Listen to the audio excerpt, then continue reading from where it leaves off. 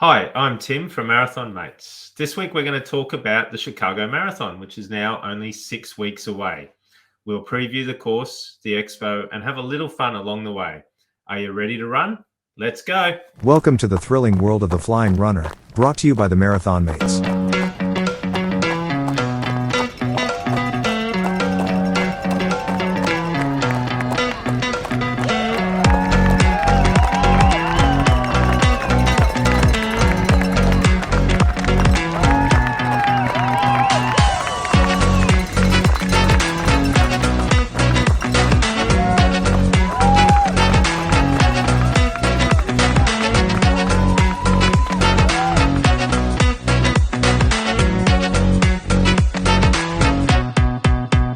Hi everyone, welcome back to the Flying Runner. This week we're talking all things Chicago Marathon. For those of you who are regular listeners, you've heard us bang on a lot about our upcoming trip to Berlin. But for Tony and his lovely wife Sharon, guess what? You're off to do the Berlin trip, but then following it up with Chicago straight there afterwards. So, firstly, Tony, how do you feel about that? And hello, firstly. and secondly, it must be starting to feel a bit real for you and Sharon now. 4 weeks to Berlin and 6 weeks to Chicago. It's becoming very, very real, especially in what was it, 4 weeks Sunday was Berlin, but then to back it up 2 weeks after with Chicago. It was interesting, Tim. I mentioned to you that I started a new job on Tuesday last week, and I was speaking with one of my direct peers, who's the National People and Services Manager, I think the title is. And he was talking, and I was sharing with him that Berlin and Chicago, and he started talking about his days as a runner when he backed up 2 weeks after running a 10K and did 20 seconds slower or something. Yeah. And I'm thinking, well, that 10K time was that second one I'd be pretty stoked with anyway. But yeah, it's interesting how people, when you start talking to them saying I'm backing it up, and everyone's got a story where they've backed up races. So interesting. Yeah. Finish lines, not finish times, Tony. That's what I'm. There's so many wise things you say, Tara, and that's one of the ones. See, even Tony thinks I say wise things. And speaking of which, I'll introduce Tara. Tara, welcome. And how are you feeling tonight? Good. How are you guys this week, everyone? Good? You good, Tim? Yeah, I'm all good. Yep. I'm all good. It's been another productive week for us. So we're getting close now. It's only 3 and a bit weeks till we fly out, and 4 weeks just been till the race day for us. So looking forward to it. Yeah, we did our long run on Sunday, and we were aiming for 30 Ks. We just thought that was sort of where we were looking at. I pushed it out to 32 because I was feeling all right. Hit that turnaround point, and it was like running into Cyclone Tracy on the way home. So no wonder I felt so good on the way out, because it was like the tailwind. Yeah. Coming back was the headwind, and I'm like, oh, this isn't as fun as the way out. So, but 32 Ks we managed to do instead of 30. You got 32. I got an extra K. So. Oh, yeah, you were running back and forth. Yeah. And Tony, how was your long run?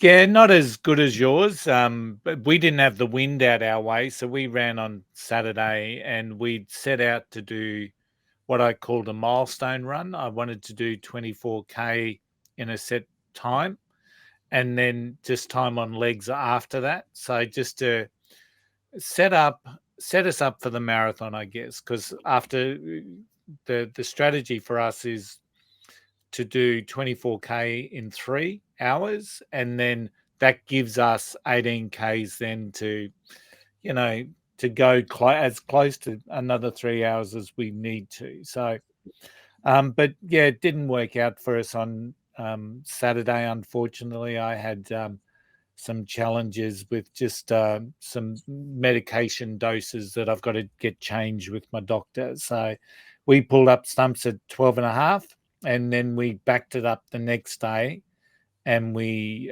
did another 12.5. So 25K over the 2 days. And it was interesting because Sharon was really good on Saturday. She was in full power mode. And then on Sunday, I think I was in full power mode and Sharon certainly wasn't. So I just wish we could, there's so many benefits in having a training partner. Yeah. And then there are some hindrances as well. I just wish we could sync ourselves. It will all be right on the day. Trust me, Yeah. it will all come together on the day. So, and it'd be remiss, I guess, of us. We started our long run with Aisha, a good friend of ours who's done a number of marathons and actually introduced us to Rob De Castella back in episode 3 or 4 of this series. So we started with Aisha, and then she went out a little bit faster, caught up with some other friends, ran backwards and forwards, ran past us once or twice. But you know what the really good and exciting thing was? We were running back yesterday on our homeward leg. I don't know if we were running at that stage or walking or shuffling. But one of the great things is when you do these major marathons with Traveling Fit, they send you a T-shirt or a singlet that you can run in on the day when you're in Berlin. And obviously the standard rule is nothing new on race day. So you want to trial it, you want to wear that singlet. So we're coming back yesterday, we're running back along Schwankliff there along the waterfront. And this guy comes running past us wearing the Berlin Traveling Fit 2023 singlet. There we go. Yelled out to him, said, hey, we're doing that same marathon in a couple of weeks with Traveling Fit. Yeah. And introduced ourselves. And guess what? We've just made another new friend. Joel is his name. We've met him first time. We've taken a picture with him. Yeah. It's a shame he's a Brisbane Lions fan. He's hanging out for the Brisbane Lions grand final. He's coming from Berlin just to be back for the grand final. Yeah. But anyway, shame because we all know it's going to be Melbourne Demons winning. But great to run into somebody. And that's the benefit of these things. They connect you up beforehand on these tours on a Facebook site. Yeah. They send you all the gear to run in beforehand. You make new friends and then they become Strava buddies and running buddies. And just like what we do, Tony, we catch up with our friends regularly and have a drink or two socially and share stories. So just amazing. Just happened to be just doing our normal Sunday long run and here comes Joel. It was pretty cool. So is Joel a new listener to the podcast? Well, we might have to make him a new listener to the podcast. Didn't get a lot of time to talk about the podcast with him, but I'm sure it will come up next time we have a chat. Yeah. Awesome. But we have had Nigel, who we ran with as well on Sunday, and he's actually caught up with Terry Frew, knowing because Nigel listens to the podcast, and then he's like, oh, I recognise Terry, and we all run out there at the same time. So him and Terry have caught up now for running. Oh, how good's that? Yeah. Terry will think he's a superstar now. Terry is a superstar. He's a celebrity. And then now Nigel is also going off to Chicago this year as well to run the marathon there. So he'll be very interested in listening to this session that we're going to talk about on this one as well. So excellent. And parkrun, Tara? Parkrun, we did run directing again. So that was our final Johnny Farnham comeback. Maybe. Until next time. Bunyaville's found some new run directors, so that's great for them. But we're always happy to step in where we need. It's a fantastic family community that we have there. So we love Bunyaville Parkrun. It's our home. So we've got a great family happening, running family. Excellent. And anything else for the week for you, Tony, as far as running wise? Just more. No, that's about it. I'm going to do a longer run on Wednesday. I won't freshen up Thursday, Friday as I did last week. I'll probably do a smaller run on Friday just to warm me up into the longer run on Saturday. So outside of that, a bit of stretching, a bit of strength work. We're doing crab work, walks along the lounge room. So it's all starting to happen now. So it's good fun. So will this be your last long run? I guess it's hard to know with you because you're doing the 2 marathons. Like normally, like Tim and I, this will be our last, we'll get somewhere between 28 to 30. What's your sort of plan for this week? Well, last week was going to be our last one. And ultimately, this week will now be our last long run, and then we'll have usually we taper for 2 weeks, but this one will be just a little bit more, just to make sure that we are really fresh. And when we say taper, we're still going to be running on a weekend, and we're still going to be doing, maybe a 20K the week after that, and then drop it down again. But we really want to be fresh for the start line for Berlin, and then carry that freshness through in that 2-week period from Berlin to Chicago. And really, we probably won't be doing much running at all between Berlin and Chicago. We've got the 5K Chicago run, the official Abbott's 5K, which we'll do.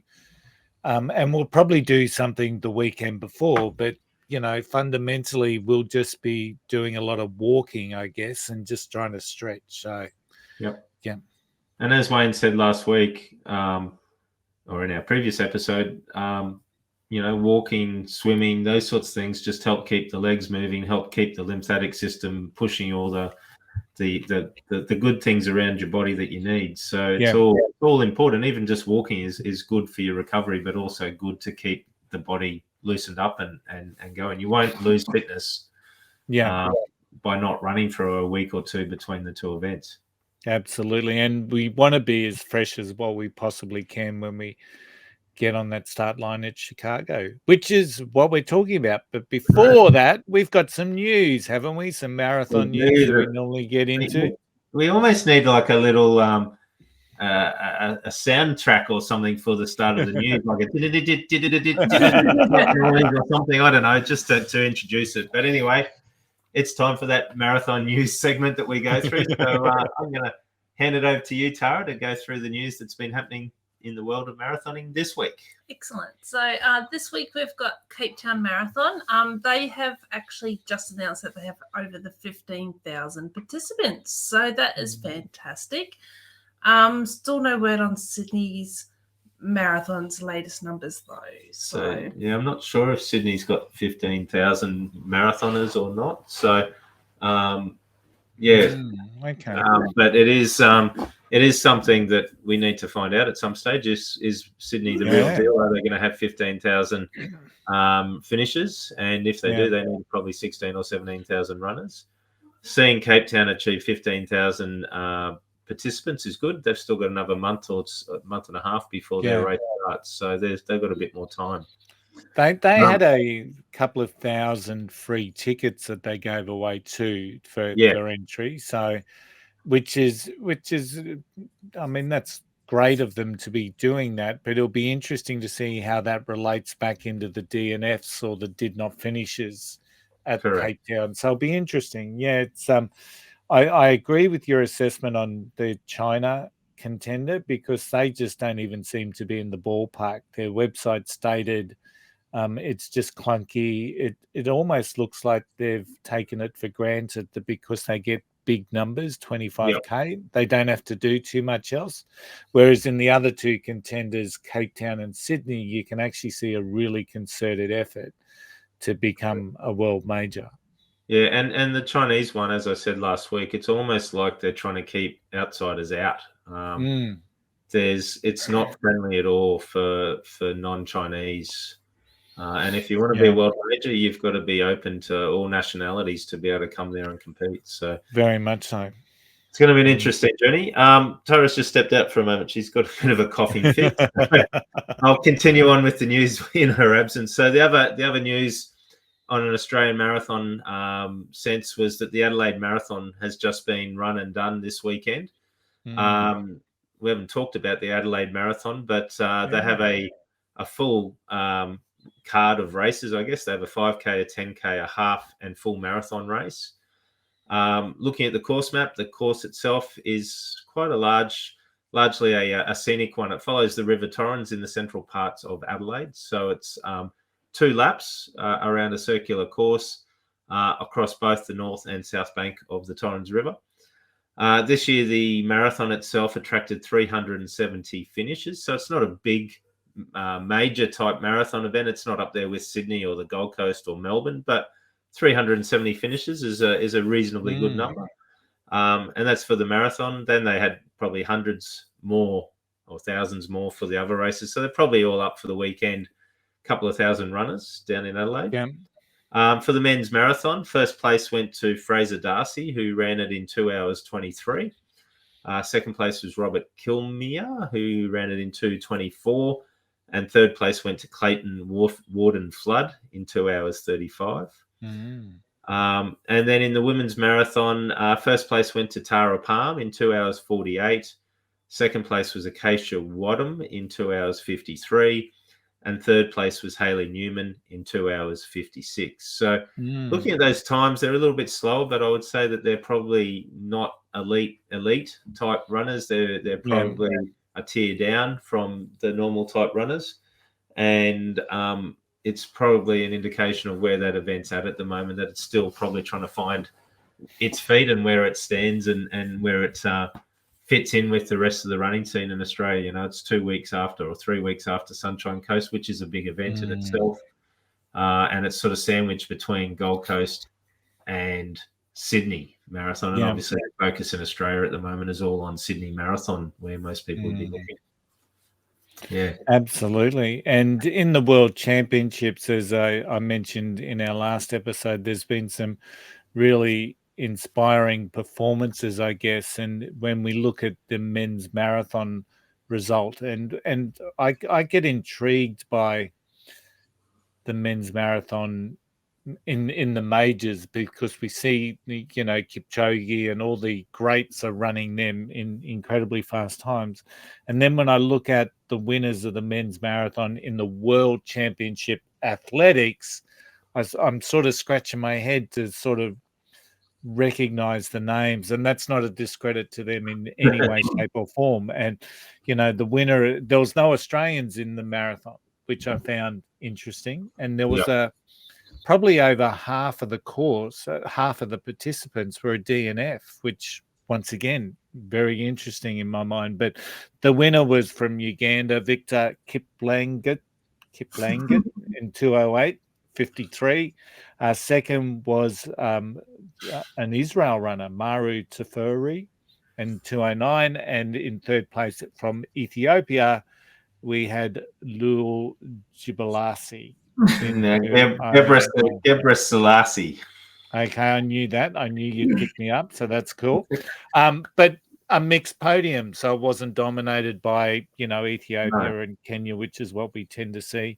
In the women's marathon, a little bit more domination from the Ethiopians. We had Amane Bariso, and in 2:24 we had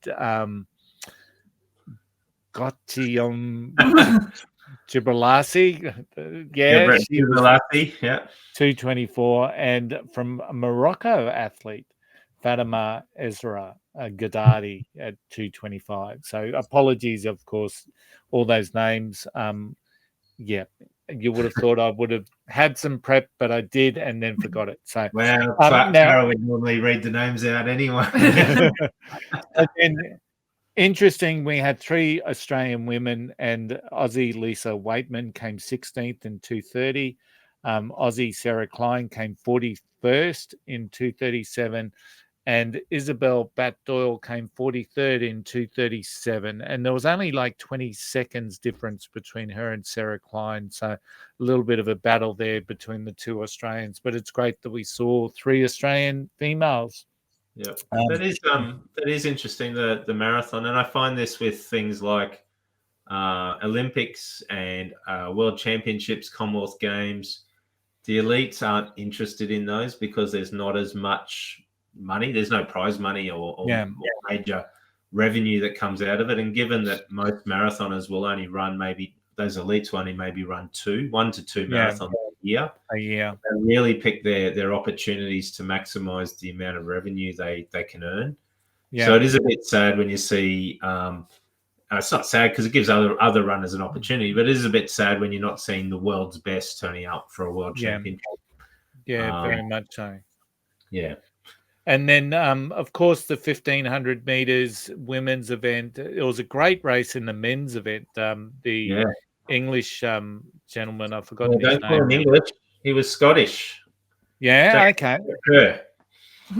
Yeah, so he went. He upset the Norwegian in that. Yeah. And then, but in the women's, because as you know, I'm just a huge fan of Safan Hassan, and she came third in 3:56. Interestingly, her tactics was to hang around at the back, and I think she took off at about the 150 mark to go, and she just gave them too much space. So she ended up coming third in 3:56. And Aussie Jessica Hull, in a great race, came seventh in 3:59. So well done, Jessica. And the Aussies have done all right over there. It's our best world championships ever for Australia over there. More medals than any other previous world championships. But I'm loving what I'm seeing from Jessica Hull. She's consistently ending up as a finalist in those big Diamond League events and World Championship events. And it's promising signs for Olympics for her next year, that she will more than likely, if she keeps going the way she'll let go, end up being an Olympic finalist, and maybe on an outside chance, maybe snare a medal if she keeps going the way she's going. Doing really well. Yeah. Awesome. Yeah. And you're back now, Tara. Welcome back. So. Yep, all good. All right. So it's now time to talk all things Chicago. That's the end of the marathon news. So thank you guys for that. So we love talking about the majors here, and we love talking about the events themselves. So tonight we're going to focus a little bit about the Chicago Marathon. It's coming up in 6 weeks' time. I am going to confess that both Tara and I will be looking to do this one next year. I know you're doing it with Sharon this year.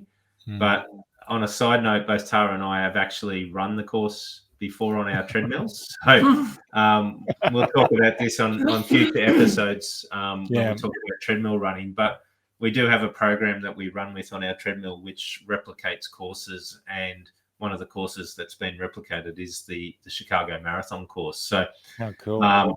It looks like a really good course. There's good crowds, good numbers of people in there.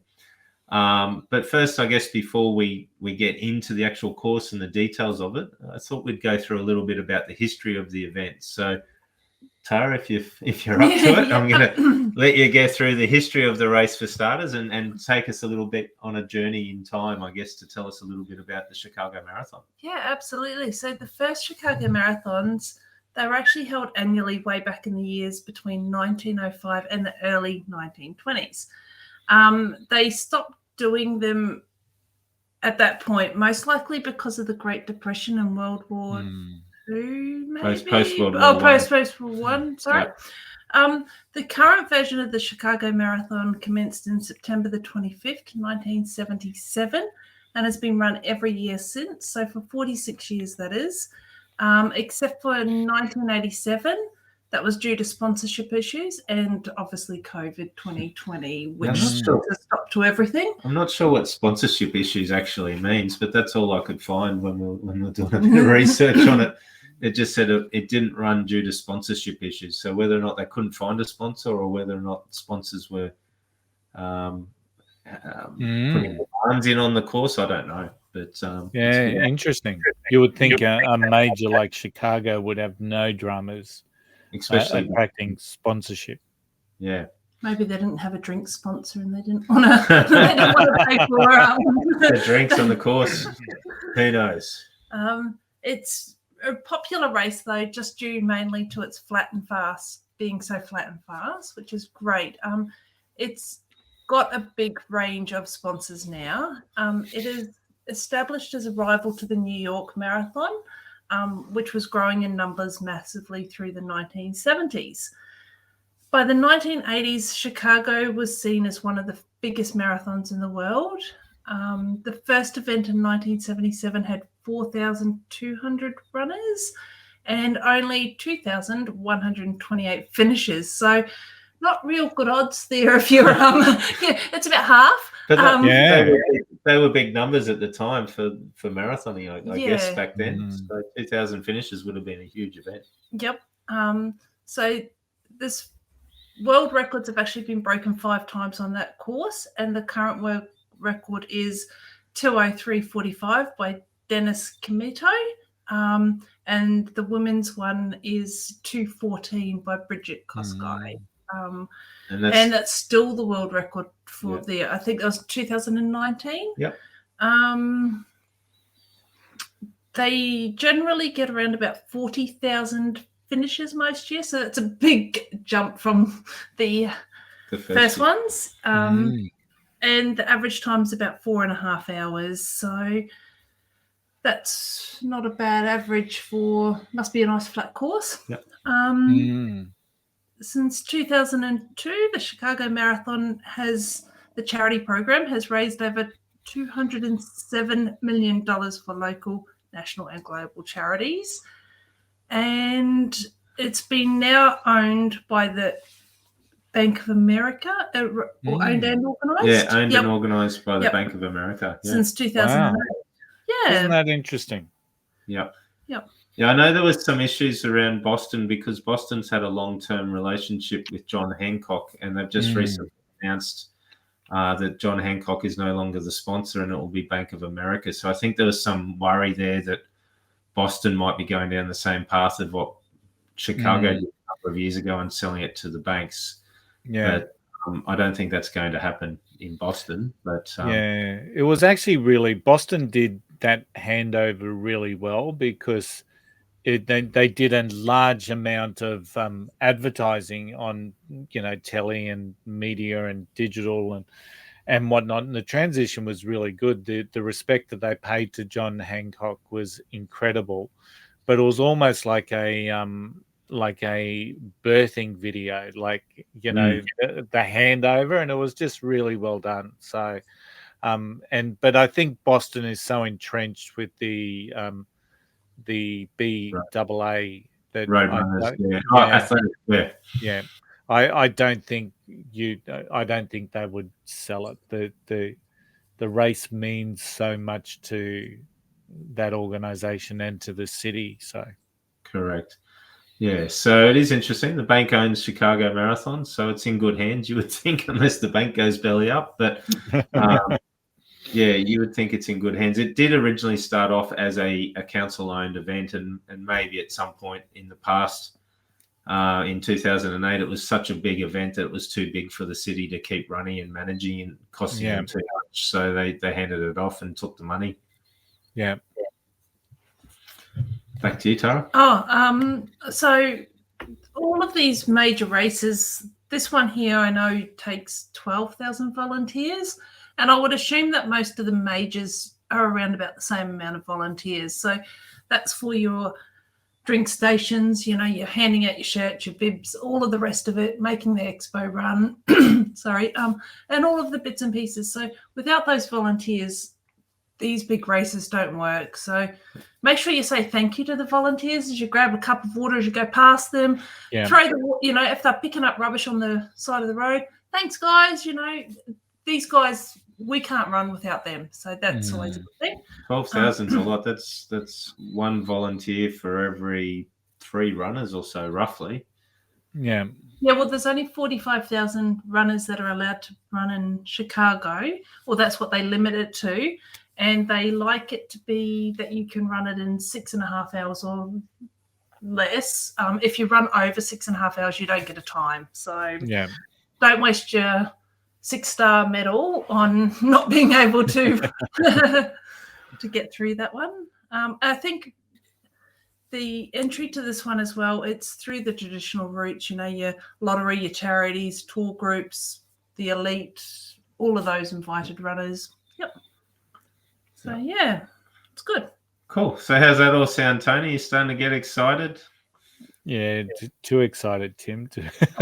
And I know I just sound so excited, but I am because, you get we've got a little bit more time in Chicago than Berlin, and I'm looking forward to just being in Chicago. I guess I quite enjoy being in America, although America's changed I guess in the 12 years that we've been traveling to America. So yeah, I'm looking forward to it. And well, I think we've just got just over a week there in Chicago this time, which will be cool. And yeah, so what happens for us anyway, so when we finish the Berlin Marathon on the Sunday, no doubt we will probably have a beer or two with you guys. And after that, and we celebrate getting through another marathon and having another medal around our necks. Yes. And then the day after, we head off to Munich for the Oktoberfest. So we don't always drink beer, but we often do. So, but and then after Munich for us, we then travel via Helsinki to go to Chicago. So, but when you look at Chicago from a travel time for, because it's not just Australians that listen to us, and it's not just people leaving from Berlin to go to Chicago. So when you look at the flights to Chicago, the average flight time, say, from a Europe destination is about 9 hours, 20 minutes. Now, when we say average flight time, that doesn't necessarily mean you're going to get a flight for 9 hours, 20 minutes, but the average flight line, if they were to go point to point, it's 9 hours, 20. Flights from Australia are usually a 21 to 22 hour flight time, but can be up to 36 hours travel time. Sorry, direct 18 hours, but there's very few flights that go direct from Australia to Chicago. But on average, it's about 21 to 22, but it can be up to 36 hours of travel time. So when we talk about how much we love traveling to run marathons, 36 hours of transit and travel is probably not the bit we remember. So, but it shows the commitment. Same with New Zealand. I know we've got listeners in New Zealand. Direct, it's 16 hours, but there's not a lot of direct flights, but most of them sit around 24 hours.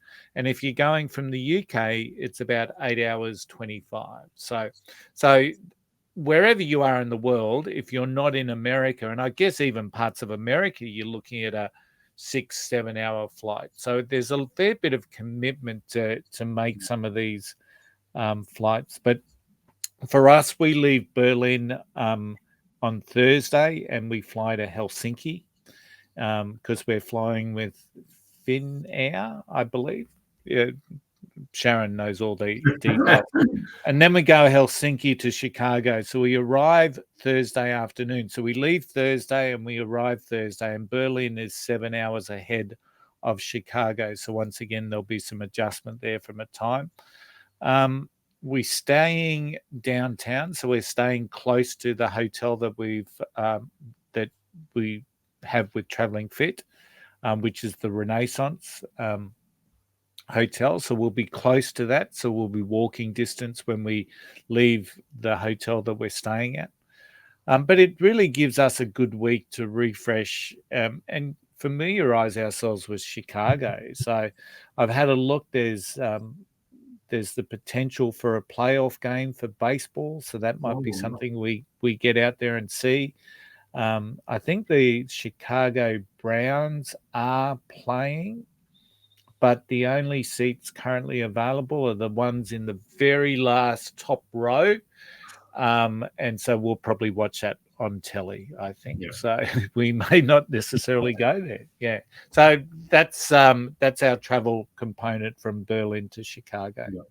Yeah, the travel bit, the flight time is amazing. I think when you travel the world and you go to a lot of these events and you talk to a lot of people, the amount of people that travel from all over the world to some of these destinations to do these races, it's quite amazing. But I think it's the Australians that tend to travel the furthest out of a lot of other countries. I'm not saying it's unfair or anything, but we do seem to be, we have to, in order to get a 6-star, you've got to do sort of 3 separate return flights to the US, each 20 odd hours, 24 hours or more each.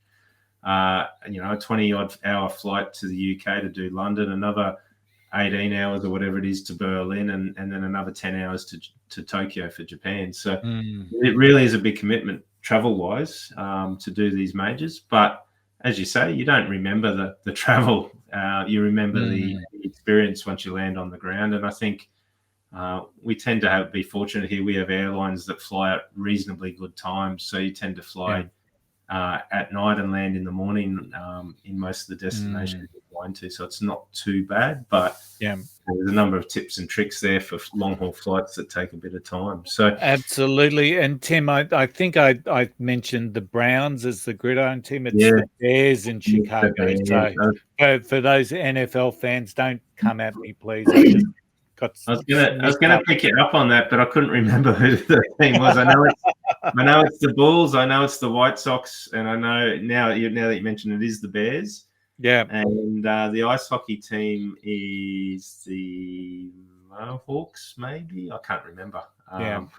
It's there anyway. So wrong sport. We were talking about running. Yeah. So you land there, and then you go to the expo. The expo is being held at the Lakeside Centre near Soldier Field, home of the Chicago Bears. Yeah. And that opens on the Thursday before the marathon. Now, I've heard good things about the Chicago Expo. I've heard that it's a big expo, a bit like New York and London and Tokyo expos, which are big. I'm not sure about Berlin. We'll find out about Berlin, but I've heard Berlin is also quite large. Yeah. I do know there's over 100 exhibitors there that will be exhibiting everything to do with running and no doubt everything else.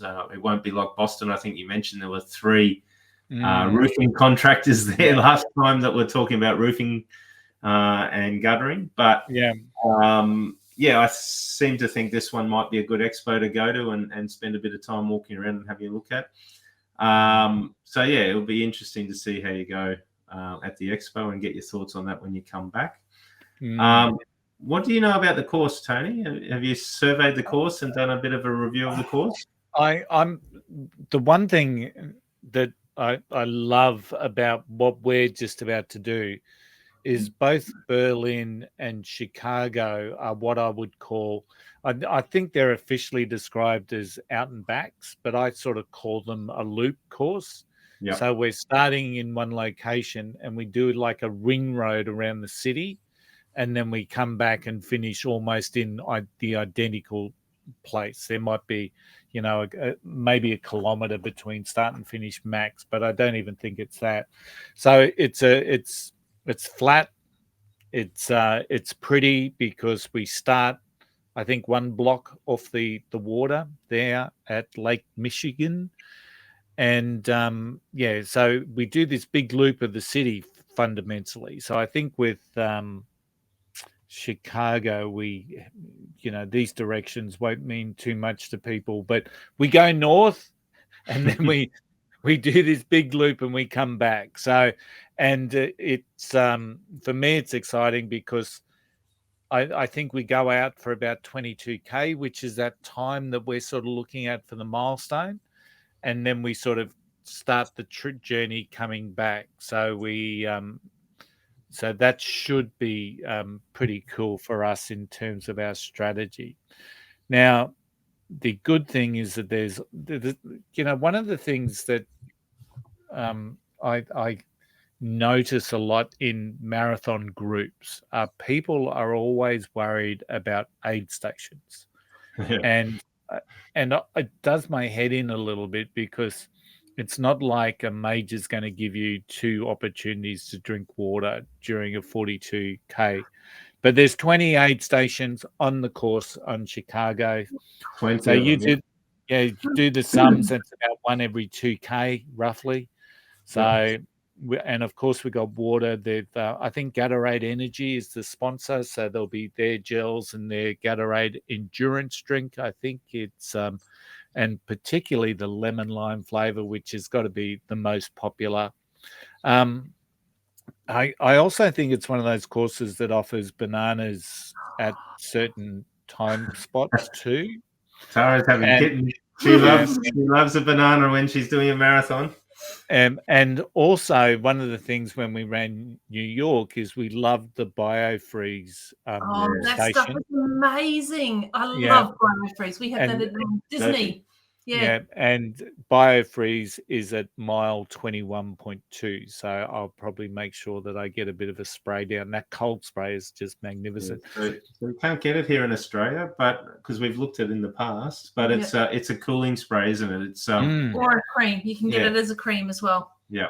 Yep. And you can spray it over your tights and it'll still work. So I normally run in long tights, and it still works. It's a great product. Don't ask me why we can't have it here in Australia. There's probably some nanny bureaucrat somewhere saying it's got some forbidden ingredient, but it works. So now the course is flat.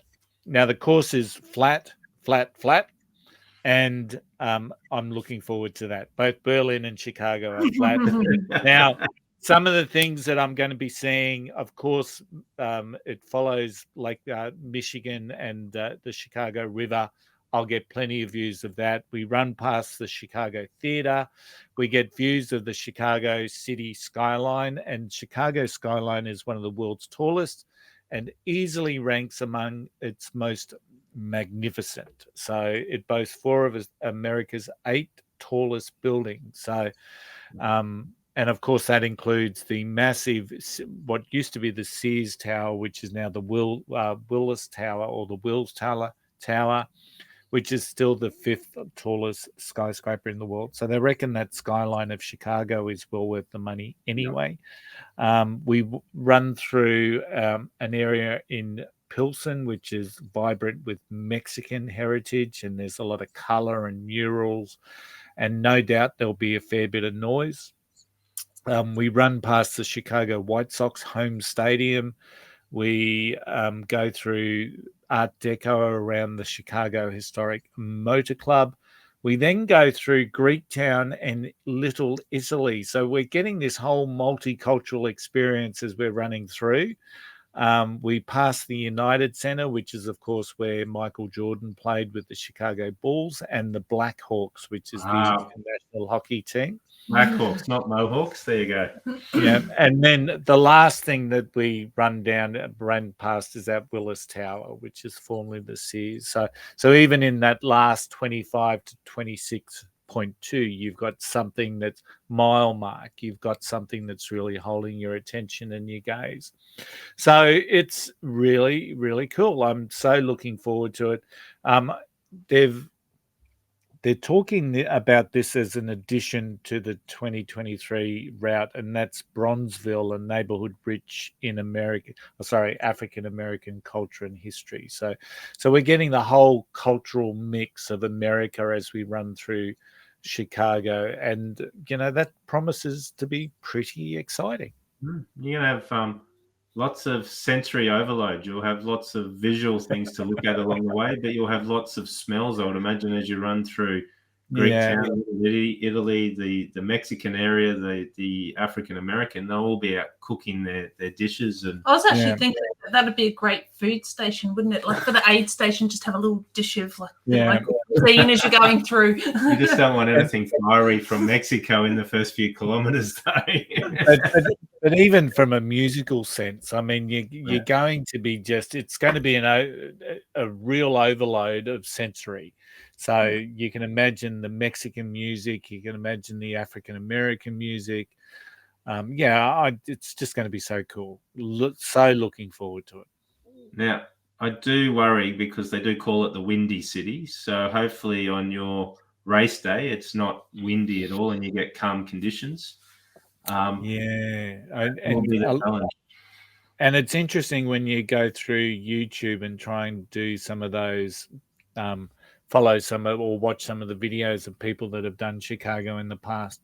It can be cold in the morning, so it can be very cold. So even though where we're staying is only a 10-minute walk to the start line, people rug up for that 10-minute walk to the start line. So that's just something that you've got to cater for, don't you? You just bring an old jumper and you throw it away on the line. So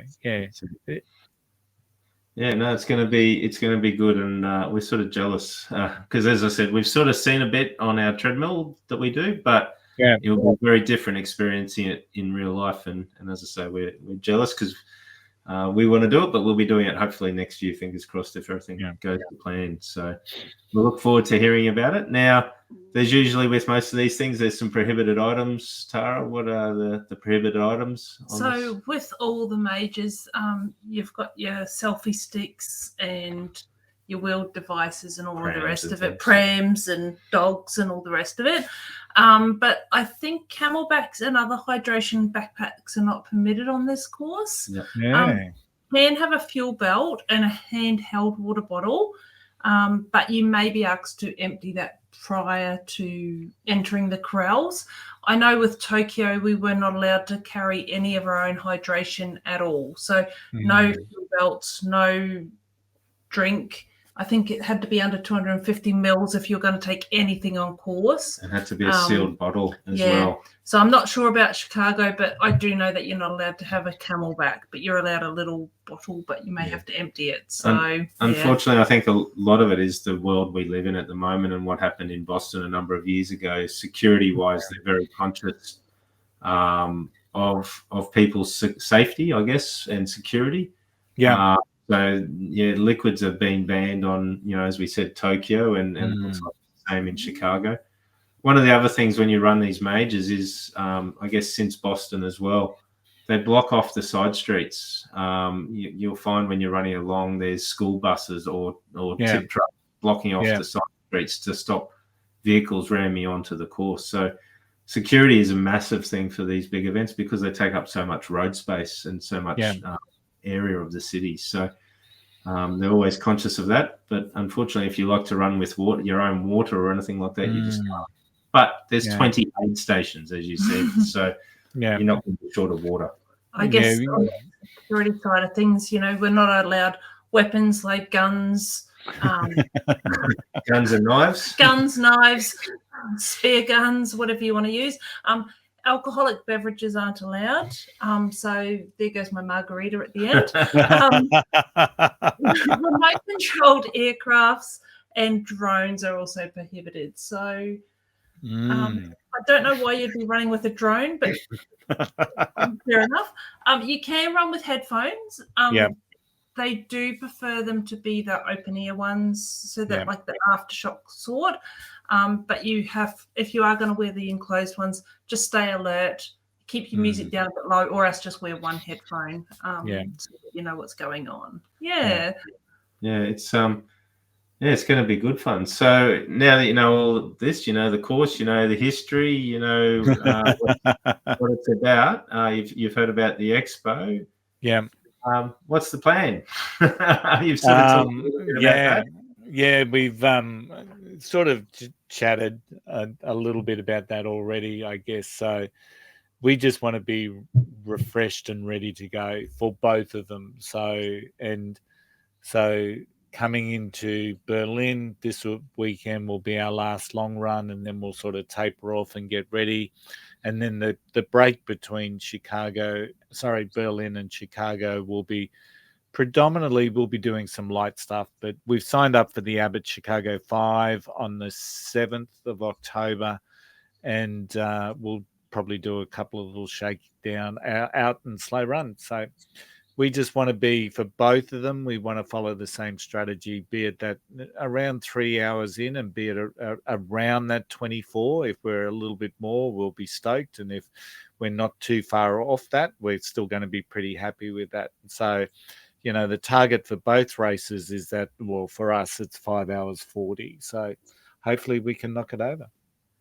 And so you're traveling with Traveling Fit. Are there many on the Traveling Fit tour this year that are on their Facebook page? Have you sort of? To be honest, the Chicago one I haven't really got into, to be honest. So I really don't know the numbers, and even the Berlin one seems a little subdued, to be honest. So maybe people are quite nervous, but we'll become friends with so many more people once we get over there, I guess. So, I think the Chicago one, I don't think they get as many entries from Traveling Fit. I don't think they get access to as many entries for that one, so it is quite limited as far as spaces go. I think with Berlin, there's a lot of first timers on that one that are either first time with Traveling Fit or first time doing a major, so it's probably why they're a little bit more subdued on that page as well. But, you need to get your up your ante there, Tim. You want me to start revving them all up? We can do that. Yes, you are the encourager. Yeah. And I guess after the marathon, is there an after party somewhere? I would imagine so. So yeah, That's Sharon's department. we fly out the day after, so that's going to be a challenge for us after running that marathon and then being in a plane for 36 odd hours. But the thing that I'm also finding interesting just around a lot of the majors is that nowadays when you're registering, and it was available to us for the London Marathon, it was available to us at Boston, and it's available to us for both Berlin and Chicago, is the pre-ordering or getting an early bird for your marathon pictures. Yes. And I think that that's such a positive thing, because by the time you really do want to get some really good quality shots of you or anyone running a world major. And I just think that to get that, take advantage of that discount, because by the time you've run the race and then you get the email maybe the next day or 2 days after, and you're starting to then try to justify why you should spend X amount of dollars, whatever that looks like, on your pictures, when you could have potentially got it for, I think I'm if I'm remembering this rightly, $50 to $40 to $50 cheaper if you buy them as part of your marathon registration. So I think that's positive. Yeah, you got to look for all those benefits where you can. I know Tokyo, the marathon photos are really expensive. They're a couple of $100 per package. And it's almost to the point where you can't really justify the price for what they are. And that's why, when we're out there, and we sort of say that when we're running these marathons, and you talked about Chicago and all the points you see along the way, Tara and I, because we're running it together, we do them as a bit of a hop on, hop off tour without the bus through these cities. So we'll stop at certain locations like the famous Chicago Theatre, which is, the one with the lights on the front of it. And, it's quite a famous landmark there in Chicago. We'll stop out the front and take a selfie of our own photos. We've done that in London, we've done it in Tokyo, and then end up sharing a lot of the on-course photos with people who do the tour as well. So, and we've now... Great idea. I guess that's the good thing with running with me. When I run so slow, you can be the official photographer. It's not about the time, it's about the fun that you have along the way and creating. And there's lots of fun. Yeah, absolutely. The other thing we've just recently bought, we bought it last week, was a new camera, a Go3 camera that we can attach to the top of our hats and take video shots as well. So we're just trialing that at the moment. But for Berlin, we're going to take quite a bit of video footage, and as we do it, we'll put it up on the Facebook side here or the social. That would be excellent. But the quality of the photos is really good. So. Yeah. All right. It's that time of the week, Tim. It's time for Tim's Funny. I was trying to find one on Chicago, a really funny joke on Chicago, but they're all about crime and guns and murder and stuff. So I didn't think that was going to be appropriate. So I've had to go back to an oldie for a marathon one. So this is my one for this week. It's not that funny, but anyway. Yeah. Saying at the end of a run that you've run a half marathon sounds so much better than saying I pulled out halfway through a marathon. So, Uluru, you ran a half marathon and a bit. Sounds so much better than you pulled out. It was an ultra half marathon. Yes. It was an ultra. It was 28.6 kilometers. And that you ran to the halfway point on the weekend at 16 Ks, and you did 16 Ks of running. Sounds so much better than 32 Ks of nothing. That's my funny. It's not that funny, but anyway, that's it there. Yeah. Anyway, that's getting close to the end of our episode for tonight. So, Tony, what's coming up on next week's episode? Yeah, next week it's another great episode. We've got a 6-star journey. So, just to give you some facts and figures about how special these people really are, there's 326 Aussies who've currently completed the 6-star journey. And there's another 159 who have currently completed 5 stars. So 20 of which will have Chicago to complete to get their 6 star.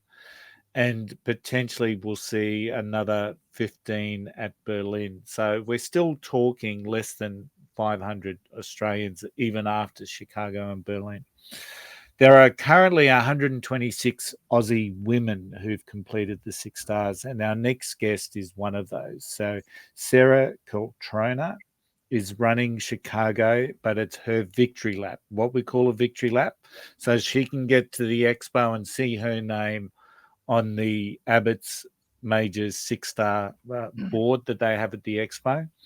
So she completed her 6-star journey in the 2023 Boston Marathon, the same one that I struggled in. She didn't struggle. She was a time of 4:39. Her journey started in 2016 when she ran the London Marathon in 4:44, so she got quicker as she went. Sarah's from WA, and I can't wait to chat with her, and I can't wait to catch up with her in Chicago. She's a lovely young lady. She'll be sharing her journey, not just to the 6 stars, but her running journey in total. And I think she's a bit of a Swiftie. So I'm really wanting to understand how Taylor Swift powers her in her running. So should be a really exciting episode, and I'm really looking forward to catching up with Sarah once again. Wow, I love chatting to 6-star finishers, and I love hearing their journeys and their stories. So I can't wait to catch up with Sarah next week and to hear all about her journey. So thank you, Tony, for that introduction for next week. Hopefully tonight or this episode has whet people's appetites to want to get out there and run some of these majors and maybe one day make a trip over to Chicago to run the Chicago Marathon. So hopefully that's painted a picture, I guess, tonight for some of our listeners. But as we say, this brings a close to our 9th episode. 9th episode. Can you believe we've done 9? Next week is our 10th. We're into double digit next week. That brings an end to our 9th episode of the Flying Runner podcast. We hope you've enjoyed it. If you did enjoy this podcast, please like and subscribe wherever you listened or watched this episode. Video of this episode will be available on Spotify and on YouTube, and audio will be on Apple Podcasts, Amazon Podcasts, Google Podcasts, and most other popular podcast platforms. Remember, every step forward is a victory. Lace up, hit the road, and we'll catch you on the next episode of The Flying Runner. Until then, happy running. Happy running. Happy running. See you all next week.